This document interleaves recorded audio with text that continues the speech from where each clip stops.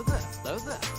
At last, where have you been? I find your lack of faith disturbing. Master Skywalker, there are too many of them. What are we going to do? This is where the fun begins. Hello, everyone, and welcome back to Jedi Eternal. I'm one of your hosts, Andrew Bowen, alongside my fellow wedding crasher, Braxton Taylor. Wow. So we just want to say a huge congratulations right off the bat to one of our friends and fellow Eternals that listens and supports us. Oh, yes. Very much, and we appreciate him. Alex Mason, who just got married to the love of his life. And so a big congratulations to them. Super excited for them. And me and Braxton took a trip up there to the wedding. And it was an experience, to say the least. It was a beautiful wedding. And everything they did was great and perfect. But but going to a wedding with Braxton is not an easy thing. I know.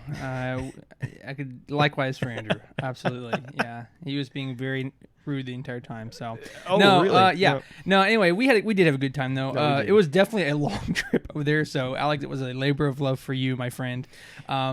But we did have a good time. Unfortunately, man, this guy's popular apparently because we couldn't hardly even say anything to the guy. Yeah, I know. We literally didn't say anything. Phrase that. Yes, we literally didn't even say anything to him.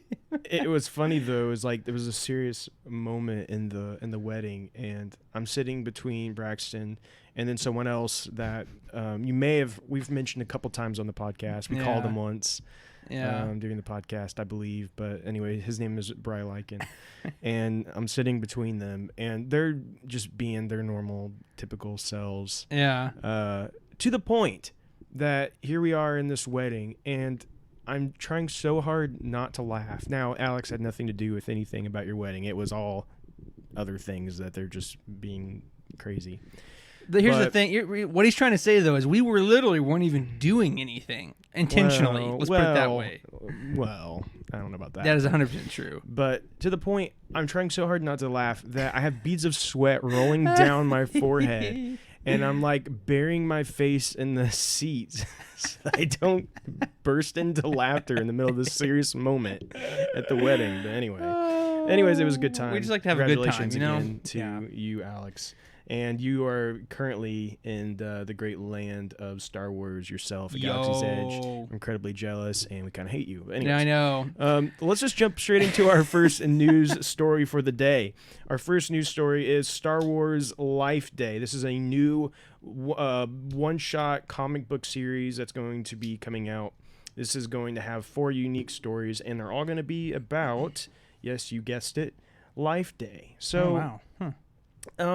Life Day is becoming this like serious thing for Star Wars lately, right? Like prominent holiday. Yeah, like they have this. They have the other book that's coming out here soon that has like a collection of short stories that George Mann and Kevin Scott are writing together. We had our Lego. We got the Lego show. Movie, it's becoming quite the celebrated thing. Which apparently, nothing wrong with that per se. It's just a little surprising.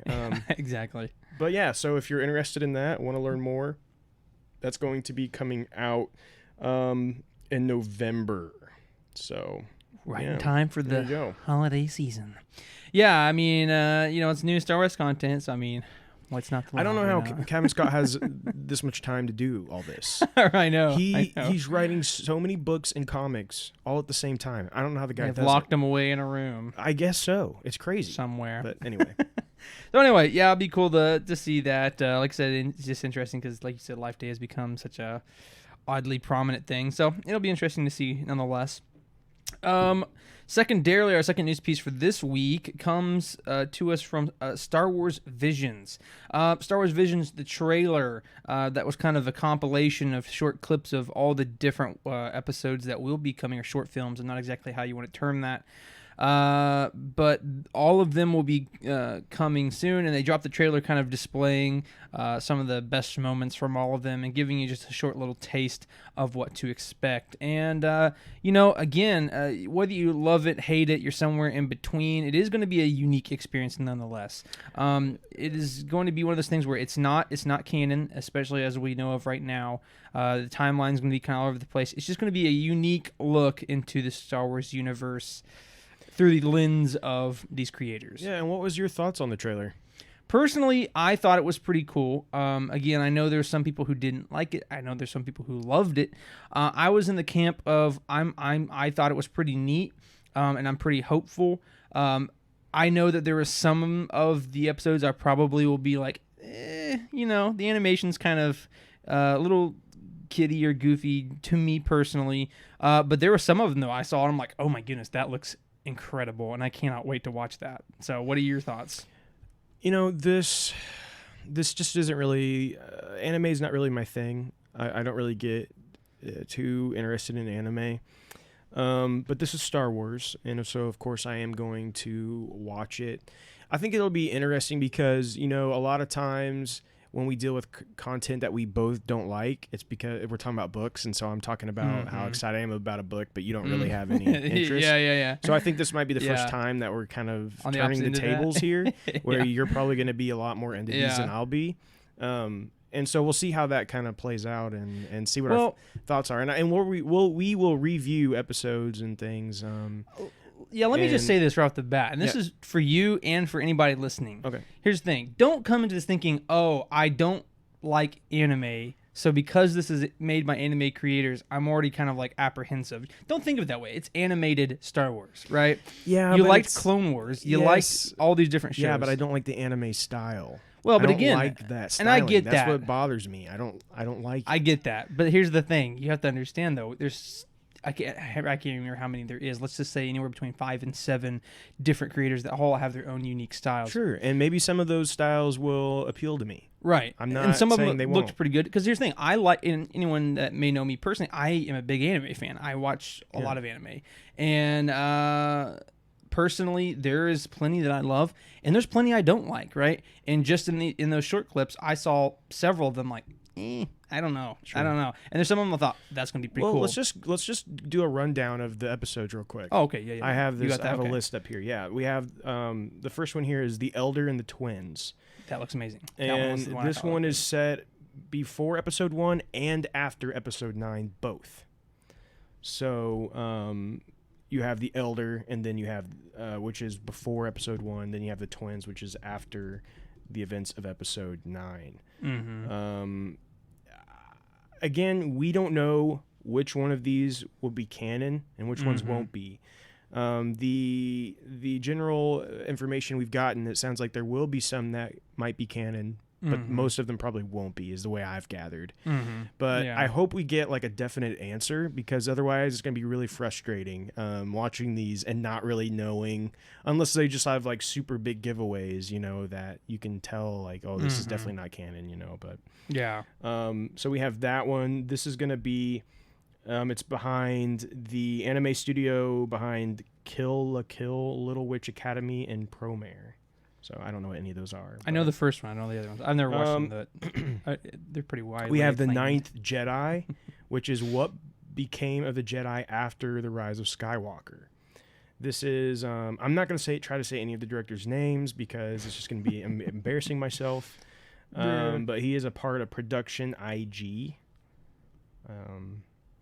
And he wanted to answer, or he wanted to, ask the question, what happened or what became of the Jedi after Rey and all of that. So that will be interesting, I think, but I would assume that one's not canon, right? Because, most likely not. Yeah.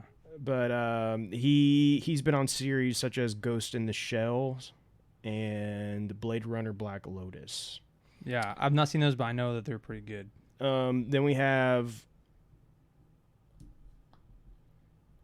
Lop and Ocho. Lop and Oko. Yeah, Ocho? yeah, I saw that. And this story is set between episode 3 and 4, and I'm not really sure about that one. But Yeah, that one's the one I was like, I don't know. that's got like a strange looking bunny character. Yeah, I know. Well, one of the quotes from one of the creators says, "I wanted to make a symbolic character and was looking for a non-human being." Yeah, personally, that's something that's a little too symbolic for me sometimes. Sure. Anyway, go ahead. Then we have the duel. Yes, that looks good. Really good. And this is going. It says it will show us a new side to Star Wars. He said. The Jedi versus the Sith and the Rebels versus the Empire are common parts of the Star Wars lore. But what if some random person in an unknown corner of the universe got hold of a lightsaber or some of that power on his own? That's the premise of the duel. So that could be interesting. He previously directed Batman Ninja. Oh, okay. I know I've sent you that before, and that was amazing. If the combat is anything like that, it's going to be awesome. Okay. Trust me. I'll It's be gonna looking out for amazing. that one. Yeah, that one looks. Then we have The Village Bride, A Galactic Wedding. Okay. I mean, I don't really have anything much to say about that. Yeah, no, that's interesting. We have Akakiri in T0B1, a love story and a droid story. It's about a love story between a Jedi and princess, right? Is that what it says? So where does the droid come in? You don't want to know.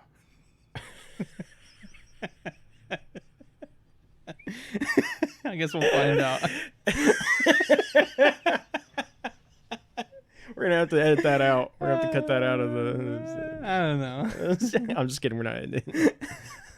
What? It means nothing. It means nothing. It means nothing at all. I don't know what you're laughing at. Next, we have Tatooine Rhapsody, which is actually a Star Wars rock opera. Oh, So I'm pretty certain this one will not be canon. maybe. This one might actually be pretty fun. We'll see. Yeah, so that's all of them. And Yeah, some of them look interesting. Some of them, like I said, there's some I'm really gonna be pumped about, and some of them gonna be like, okay, not my thing. But that's the beauty of it. Here's one thing. The last thing I'll say on this topic before we move on to the last news piece is that here's one thing I know about anime is that, like, you may not love it, but one thing that people who has at least taken the chance to watch it cannot deny is that anime.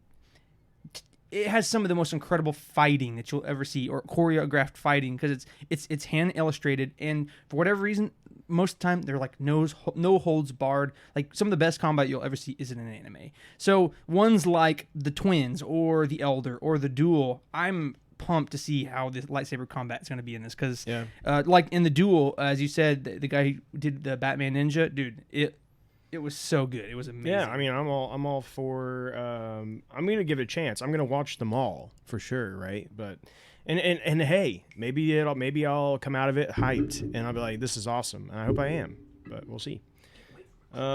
Moving on, we got the trailer for Lego Star Wars: The Skywalker Saga. Almost a year to the date later, we finally got another trailer. Yeah. Another look at this, and wow, is it looking amazing. I don't know if you watched the trailer. I did. Yeah, it looks phenomenal. It's got a brand new engine. Yeah, it's it looks great. Yeah, it's just exciting. And like thinking of reliving these again, and it's a little more cinematic in its presentation. You're a little bit closer to the character. You're gonna get to relive all these great Star Wars moments. And just have some fun. And I can't wait. And like I said, and that's the beauty of Lego Star Wars is this this nice balance of being able to relive nostalgic moments, but it's just in this very whimsical, fun manner that you don't have to take it seriously. You know what I'm saying? You can just play the game and just have fun with it, and but then yet get all these nostalgic hits of like, oh man, I remember that scene, or oh, it's just cool to see how they interpret it this way, or what kind of little jokes they slip in here and there. I love it. And you see in the trailer, they have a galaxy map, and it has 24 planets on it. So, and as we've already been told, you can go to these planets and just kind of like just discover stuff and mess around. So cool, guys. That also could be a really cool thing, depending on like how much is involved with that. Right. Yeah. Um, but if it's interestingly enough, though, again using this new engine, it's a Lego Star Wars game, but the combat actually looks pretty intuitive and fun. And it does. Really good. Yeah. Yeah, we see a lot of stuff here. We see lightsaber battles. We see flight missions. Again, that we see the more close-up view, which I think is going to be great. You can tell the graphics are on a whole nother level here. Oh yeah, it looks really crisp and just really cinematic. Of course, shooting for release on next generation consoles such as PS5 and Xbox Series X and Series S, which of course run natively on 4K and all this kind of stuff like that. So it's gonna look good. It's gonna look good. Yeah, for sure. So I can't wait for this, and it does pain me that they also announced that it's going to come out in the spring of 2022. We were hopeful for a 2020 release. And 2020. Then 2021, and then now 2020. But hey, hopefully this all pays off. We are going to do a lot of fun things with this game when it comes out. We're going to be recording a lot with this. And this is one of those beautiful games where it may not have this deep lore or whatever we're going to dive into as we have been in our KOTOR series. Yeah. But this is one of the things you're going to get a lot of clips out of these recordings. There's just going to be plenty of stuff to laugh at. And plenty of stuff with. Just to laugh, have fun. It's going to be a great time. Oh, yeah. We might even have to do some just live streams. I was going to say live streams might be a great idea for this, for sure. But anyway, stay tuned for that stuff in 2022. Guaranteed this Lego Star Wars game will be a big part of our 2022, along with lots of new Star Wars shows that will be coming in 2022. It's going to be amazing years for Star Wars. Yes, so I cannot wait. Be ready for that, and of course, you'll be able to get all of your updates here at Jedi Eternal. Here at Jedi Eternal. So let's jump into our rumors now. And our first rumor is there was an interview with Carl Weathers, and he had this to say. He said, and so now we're going to start a new season of The Mandalorian within the next month. And I get to be in front of camera again, and I get to direct again. So if we take all this as true, we put it in rumors because it's not officially confirmed. But he does say that he's anticipating that they're going to start within the next month, and that he's going to be in front, or he's going to direct again. Interesting. So he's going to be in front of the camera too. So that's going to be the camera too. Pretty interesting. So I think, so let's think about this. We know that the second season of The Mandalorian started recording at the beginning of 2020, right? Yes. So if we look at it that way, here we are in September, or almost September, and if it's a similar time period, that means, I think it was February or March, but it was almost a whole year, right? It was 10 months. It was something like that, about 10 months of production, most likely. So that being said, it's all of a sudden looking actually like maybe there is a chance we can get this by next December. Right? Well, if it follows the same pattern, it would be like a July release. Well, but obviously we don't expect that. But we don't expect that. But then we still continue to have this same problem of they have more stuff that's going to be ready than I think they're willing to actually. So there might be some stuff kind of on hold there a little bit. Yeah. So I feel like some things might be put on hold. But what will it be? What's going to be the next big December release? We were told. We were told that Ahsoka was going to be kind of a December release, right? Ahsoka was going to be following the Book of Boba Fett. And so it just kind of makes you wonder where all that stuff's going to be. But that's a question for another day. You can go ahead and move on to the next one. I was going to say, Carl's becoming our new Giancarlo Esposito. Yeah, he is, isn't it? No, but and then just the final thing I'll say that is it's very possible because we just had last podcast episode 2 weeks ago. Giancarlo also said that basically that same thing, that they're on the precipice of starting production, so it makes sense. All right, so our second rumor for this week is about kind of an interestingly controversial topic here to some degree, depending on your camp of this, but basically the rumor, and we've kind of heard it and seen it a couple different places, is that Boba Fett's ship, Slave One, now has a new name. So there for a while, there was the article and maybe even some statements flying around that it was just called Boba Fett's ship. And because they're like, we just don't want to call it Slave One anymore, so we're just going to call it for now just Boba Fett's ship. And then later on, though, and Drew will have more on this, I'm sure, but later on they basically are like, okay, we're going to redefinitize its name and give it something else, and based off of the class of ship that his ship is, right? So, Drew, do you have more on that right now, or are you looking for it? So, Slave One, this came from a press release for September 2021 comic issues, and in the like description for it, it was Boba Fett and Fire Spray. Fire Spray. So here's the deal. Fire Spray, yes, is the type of ship, okay, but it doesn't make any sense to call his ship the Fire Spray. It's like calling them. I made the joke to Andrew. I said, it's kind of like almost like calling the Millennium Falcon the Carillion, because it's a Carillion class freighter. So it's right. Anyway, yeah. I don't know. There's a couple of different ways we can look at this, and there's a couple different theories on why this is happening. Number one, Disney doesn't want to use the term slave. Because of the negative implications that can bring. Or there's another rumor out there that they're doing it because of a character named Slave that they don't want to get those confused. Wait, so a character that is coming up? Yeah, being associated with the Disney character, I think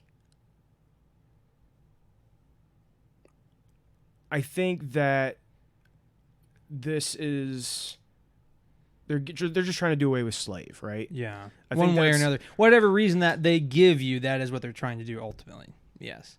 Yeah, and so I think what was the origins of calling it the Slave One, right?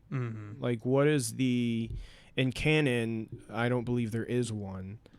I'm sure in Legends there's probably been some kind of explanation, but I think, and this is just my opinion, but I think why change the name of it, but instead give it a good meaning behind it. Yeah, give a good meaning behind why it's called Slave One, and instead of just kind of deleting the history in a sense.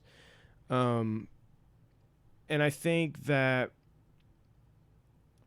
like, no matter what we do in Star Wars, like, there's still going to probably be there's probably going to be slaves in Star Wars, right? Well, there always has been. Yeah, and like, so I mean, are we just cutting that out too? Like, where's the line? Yeah. And I think a big reason is they're doing a Boba Fett show, right? He's getting his own show. Yeah. They want to kind of try to make him look more in a better light than what his previous because he's kind of been the bad guy, right? And yeah. So now he's kind of become the good guy. And so now, but we have to remember this is all a rumor. Nothing has yet completely confirmed that they're doing away with calling the ship the Slave One. But I'm really just curious what our audience thinks about this. Like, is there anyone listening that's offended that it's called Slave One? Yeah. If so, let us know. I'm just really curious, like, where people are at with this, right? Like, yeah. is it being called Slave One an issue? Like, culturally, are people offended and have issues with it? Or is Disney being, like, overly, like, just trying to make sure they cover all their, bases to make sure there isn't an offense? And I don't know. Well, I'll just, we usually don't really talk about this kind of stuff very much, but, I'll give my humble opinion. And here's the thing. Here's the wonderful thing is that we can all agree or we can disagree, and we all can still be friends. We can all still love Star Wars. But my opinion is that this is just another example of this very prominent cancel culture that has been very prominent in our society recently, and again, it's starting to leak over into Star Wars. And because again, Disney is a very, I'm not sure what the correct term would be. Disney is a very forward company about making sure that their image is not affected in any way. And so what I'm trying to say is that they're going to allow something completely arbitrary that's been a part of the lore since 1999 or something, maybe more like 2002 or whenever Phantom Menace came out, or excuse me, Attack of the Clones. The point I'm trying to make is that this has been a well-established part of the lore, and all of a sudden now we're going to change that because of the possible implication. And I think that's really frustrating. This has nothing to do with slavery in terms of the connotations of our real life world. And I think one of the big issues is when we start trying to have the implications and changing things within a galaxy far, far away because of the modern day issues that we have, then you're starting to degrade the foundation of what Star Wars even is, because now you're blurring the lines between reality and Star Wars, and no longer is it the galaxy far, far away. So that's my opinion. I don't think it should change because of that. Second of all, and the last thing I'll say on it is that if you're looking at Boba Fett's or Jango Fett's ship Slave One and you're thinking, oh, it's promoting slavery, no. In my opinion, and I haven't read up exactly on the legends or canon reason why they call it Slave One, but in my opinion, they were, at least Boba was created almost out of a slavery type thing, right? That they're creating these clones and forcing them to be warriors, and now he's broken off into his own person, and so now his ship that he goes off on these renegade things as a bounty hunter is called the Slave One. It's almost like an homage to him being free from the chains all the other clones had to go through. So that's just my humble opinion, and if you disagree, that's completely fine, and we can all still be friends, if we disagree. But yeah, I think it's pretty silly and a little ignorant that they're blurring these lines between Star Wars and our real life world, and I think once you start doing that, where do you stop? I think Drew made that comment, and I think he made it well. Is where do you stop, right? Where do you draw the line of there's slaves all throughout slavers, right? All throughout Star Wars. Anakin was a slave, for Pete's sake. So do we have to rewrite that? So that's all I'll say. That's the last thing I'll say on it. So yeah, and I again, nothing is confirmed here.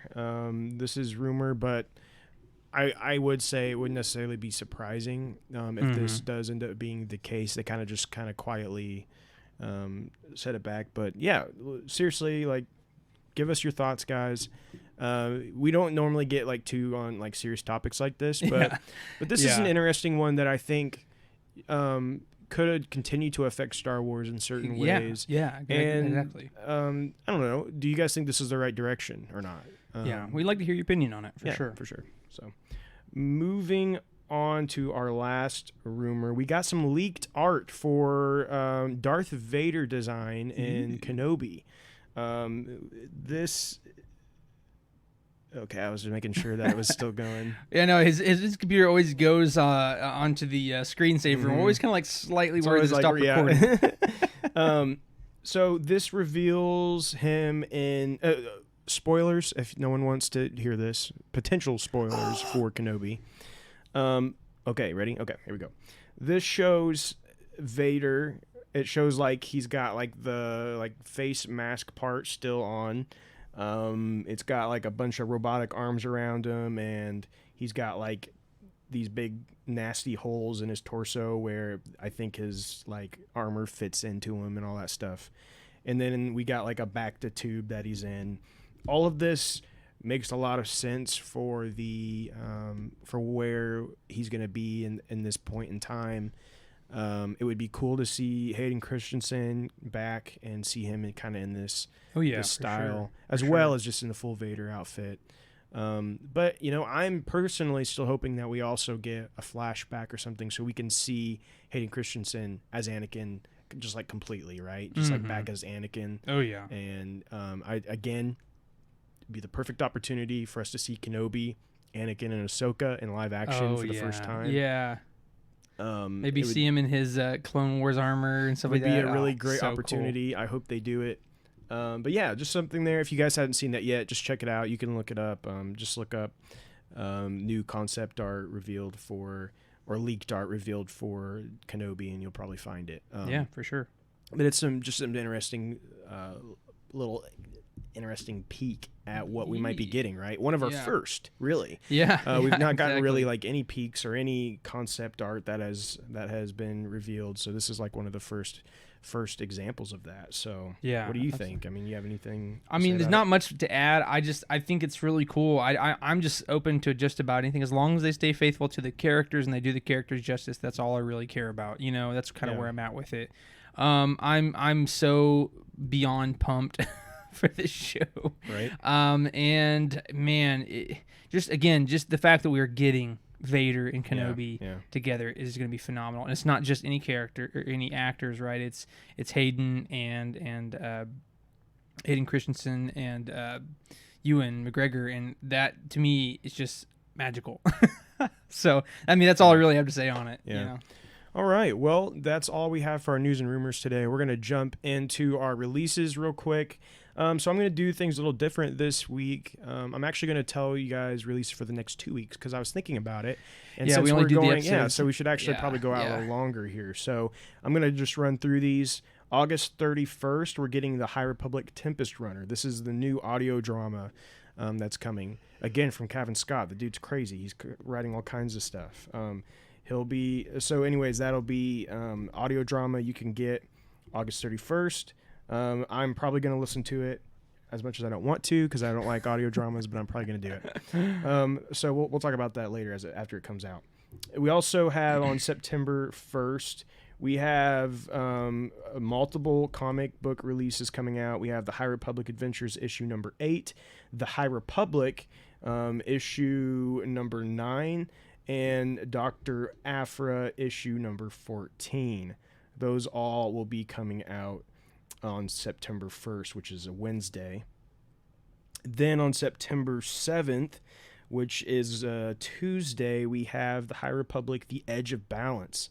This is the new anime graphic novel that's coming out. That's going to be set during the High Republic. And again, not like super whatever about that, but I'm going to get it. There you go. And then we also on September 7th, that Tuesday, we have Life Day Treasury. That is the young adult novel that is the George Mann and Kevin Scott written, all about Life Day short stories. So that has oh man, what's his name from the High Republic? I'm completely blank on his name. Shaquille O'Neal. Stellan Gaios. Stellan Gaios Anyway. on there on the front, and Close. I really like him after that last book. So, also we have a Star Wars Year by Year new edition, a visual guide that's also coming out on that Tuesday. And then we also have The Last Command, Dark Force Rising, Darth Bane Rule of Two, and Rogue Squadron, all coming out that Tuesday as well. And those are all going to be the Legends, part of the Legends collection. Yeah. Then Wednesday, September 8th, we have Star Wars Adventures, issue number 9, War of the Bounty Hunters, issue number 4, and the High Republic, The Monster of Temple Peak, issue number 2. So if you like Star Wars publishing, you are in heaven right now. You are set for the next 2 You're weeks. doing very well right now. You're going to have plenty to Yeah. consume in the next 2 weeks. So congratulations to me and to you who may enjoy those things. Yes. We're going to have a good couple weeks here. So Absolutely. So we're going to go ahead into our Q&A section. As you well know, we like to go out to you guys and publish a post where we ask you for questions, for topics, for any things that you would like us to whatever topic you like us to talk about, we will do that. So we're going to go ahead this week, and we have 2 questions. First one comes from Kristen Perry. Kristen, thank you for your diligence and continually helping us with questions here. we appreciate you so much, Yes, Kristen. very much. Words can't honestly tell you how much we appreciate you. Every week, we really appreciate it. But she asked a very good question, and something that, well, let me ask a question first, and we'll get into why it's a good question. But she says, why can't stormtroopers aim, but the clone troopers did have decent aim? And so that's a good question because it's good for people who may not know the difference between what stormtroopers and clone troopers are. Kristen, I know you know this answer, so you're just asking to help us out, which I really appreciate it. but no, I'll answer the question first, and then I think we could maybe discuss for maybe newer listeners or people who's not super into Star Wars lore as to what the difference between stormtroopers and clone troopers are. So the first one being, and we're kind of already going to get into it anyway, the reason why, I mean, let's just give the 2-second reason why. Basically, the reason that stormtroopers are not renowned for their aim, aside from what we hear in the original trilogy, versus the clones, is because the stormtroopers were, what's the word that they use? Basically, they're volunteers, right? They're just random people volunteering. There's a word for that, and I can't think of it off the top of my head. But they're just regular people who volunteer to be a part of the army, essentially like we do, right? And then they get trained to some degree. But clones, on the other hand, which came before in the prequel trilogy, are those who basically are clones of one of the greatest fighting specimens that they knew at that time, which was the bounty hunter named Jango Fett. And basically, they cloned the Jango and created an entire army of these clones who had Jango's fighting style and his prowess literally projected or etched into their brain from children, and then run literally battle tests throughout their entire life.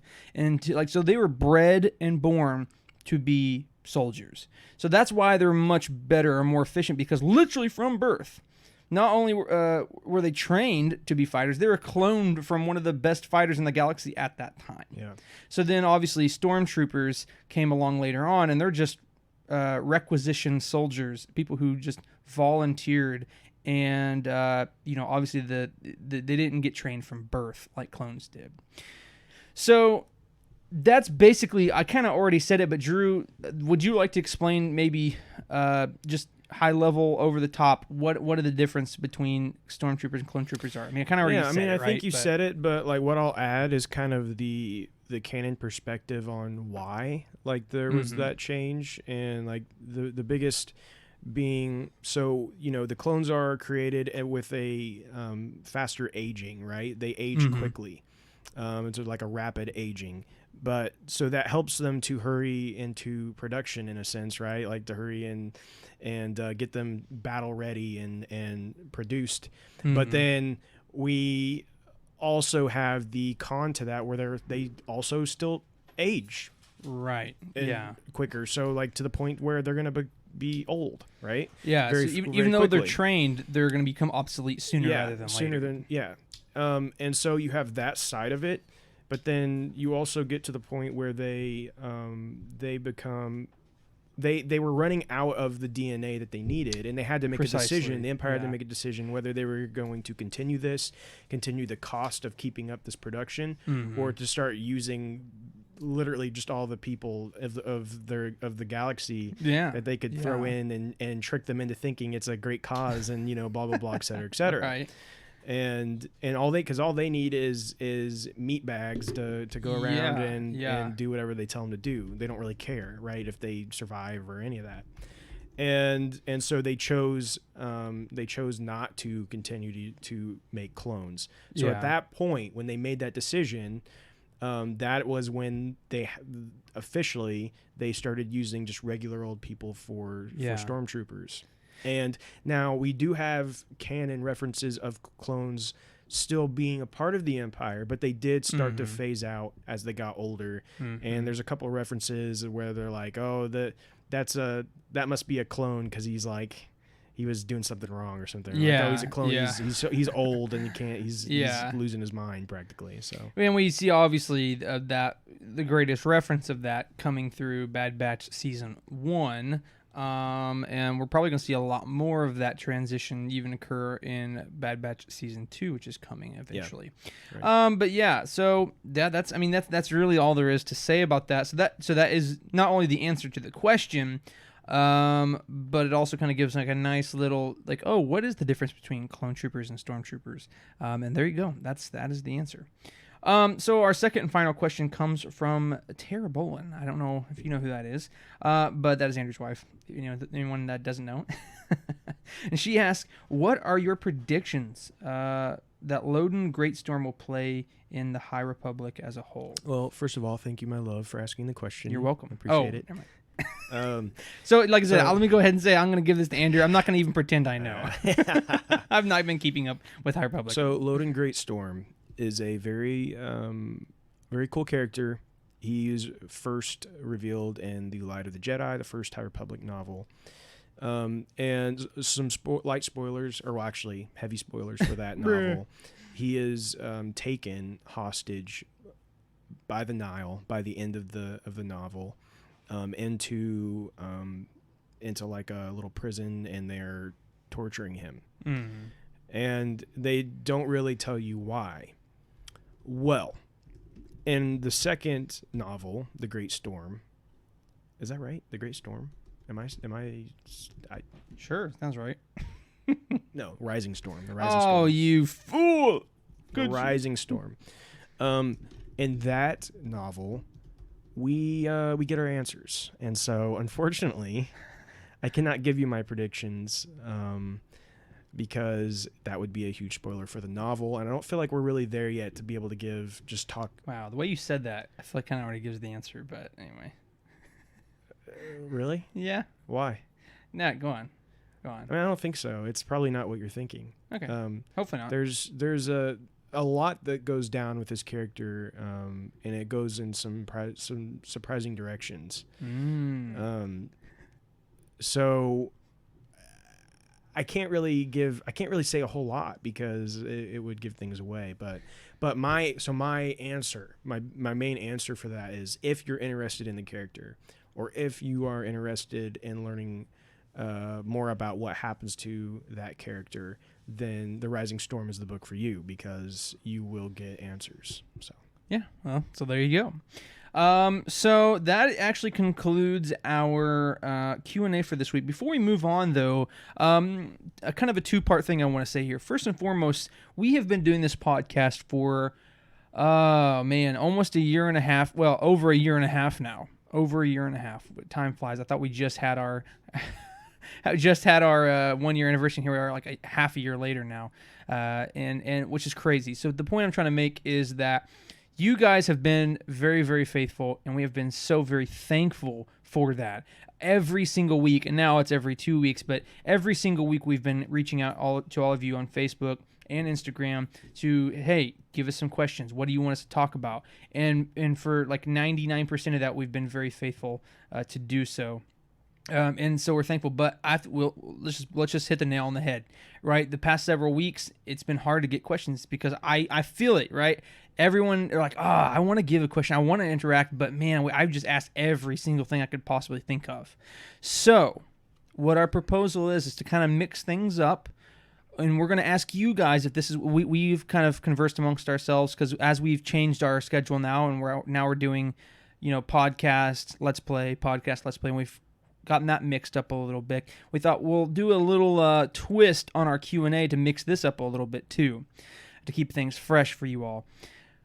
Instead of us asking you for a bunch of questions that just us answer, here's what we propose, and you tell us, and we're going to do some polls on it and stuff like that, but you tell us what you think. We are going to come with one question a week, and we're going to post it pretty early in the week, and then we're going to ask you guys to answer it. So, hey, here's this discussion topic. Hey, here's this piece of lore that we would like to talk about. You guys answer the question. You guys tell us, and then what we're going to do is we're going to discuss your guys' answer live on the episode, and then at the end we'll give kind of our thoughts and opinions and things of that nature. So I just thought it would be a kind of a fun thing to do to kind of mix it up a little bit. So if that's something you guys would like, please keep your eye out for the poll that we're going to be putting out very soon. And let us know. If that's not what you want, then we won't do it. If you like the Q&A, we'll continue doing it. If you think, hey, we need to change something up, let's do it. So anyway, so I don't want to belabor the point, but we're just, again, so thankful for what you guys have been doing with us and been faithful to us, but we just want to keep it fresh for you guys. Yeah, for sure. So now we're going to move on to our main topic, and we're going to... we're calling this our main topic, but it's actually going to be very short and to the point. Yeah, we don't have much. a whole lot to say. We just wanted to kind of update that we did watch the new episode of the making of the Mandalorian Season 2 that came out. Yeah. That was all about bringing back Luke Skywalker and Mark Hamill for the episode. We do actually have to wrap this up fairly quickly, but this time because of Andrew. So this time it's actually because of me, surprisingly.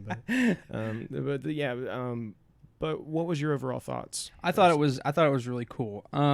Obviously, as I'm sure you're going to say as well, and I think every single person other than maybe one weirdo would say, the season finale for season 2 of Mandalorian was very awesome. It was emotional. It was great. And of course, I mean, there was so much that happened in the episode, but of course the huge star that we just cannot not point out is the fact that Luke Skywalker came back. Yeah. And he took right? Grogu, and there was a super emotional scene with him and Grogu and Din, and it was just a tearjerker and nostalgia bomb, and I loved it. And but the production of that behind the scenes is really cool, so we got to see how that was made for sure. Yeah, it had a lot of interesting little tidbits about the making of it, and it's always great to hear Filoni and Dave, or sorry, Dave and Filoni. John and Dave. It was great to hear. It's always great to hear like their love for Star Wars just like bleeds through everything, right? And you can just see it. They're very, very, very knowledgeable. Yeah. And so it's great to hear them discuss it. And one of the big takeaways I got from the episode is that to try to trick everyone, they originally was going to say it was Plo Koon that was coming back, that came and did all that, not Luke Skywalker. To the point that they even like did models. do some, they like had him wear a thing on his head that was a Plo Koon mask thing, and they even like had a bunch of concept art with Plo Koon doing it. Yeah, and so I thought that was very interesting. It's hilarious, the extremes they went to keep it a secret, and they did. They somehow managed to keep it a secret despite everything else being leaked. I love John's quote there. He said, "We were so scared that there was leaks coming out, and we saw little by little, tiny little leaks started coming out. It's like we just wanted to make. There was leaks that popped up, so we wanted to see if we can make sure to get the ship to the harbor before the leaks burst bigger or whatever. I can't remember what I said, but I love that. Yeah, and if you're wondering, did this like give us any hints at what's to come? No, not at all. There's not any hints in there at all, really, that I caught on to. They stayed very specific to just what they were doing in that episode. Yeah.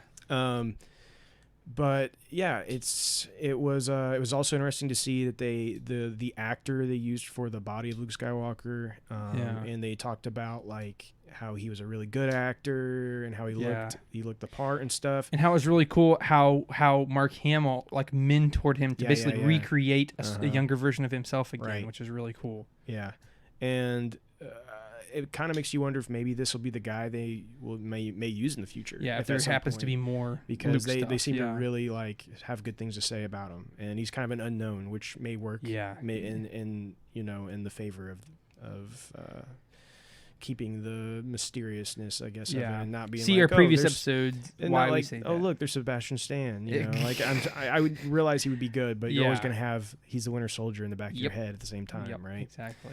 So, overall, good stuff. I encourage everybody to watch it. It was really good. Another moment is, they talked about how The Mandalorian has never used any of John Williams' music until that moment with Luke Skywalker. Yeah. And immediately, it's the only time. Yeah. And it plays, and he said, like, never underestimate,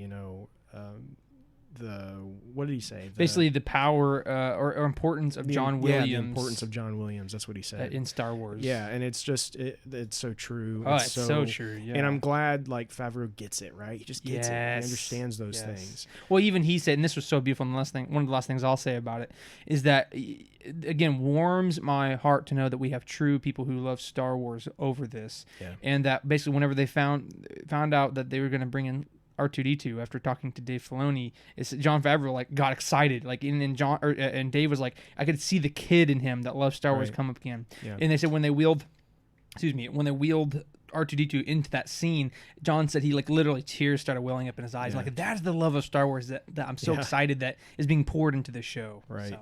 Yeah, but anyways, highly encourage you guys all to go watch it. Yeah. So there's not much more to say about that. We got to cut it short this week, but hope you enjoyed the episode. Again, thank you guys so much for what you guys do for us and interact with us and what you do to make this not just two guys talking, but a community. Yeah. But we look forward to hearing from you guys. Yeah, and I want to just mention KOTOR episode 6. I think 6. Yeah. Episode 6 will be airing next Saturday, 2 o'clock. Yep.